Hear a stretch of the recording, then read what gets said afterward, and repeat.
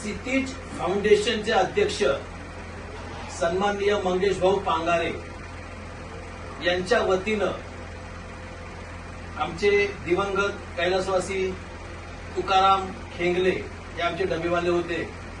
त्यांचं कल्याण इथे रिक्षावरती झाड पडून अपघातामध्ये निधन झालेलं होतं.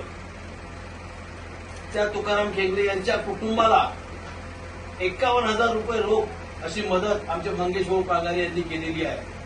आणि मला सांगायला अभिमान वाटेल की मंगेश भाऊ पांगारे हे आमचे डबेवाल्याचे मुलगे आहेत.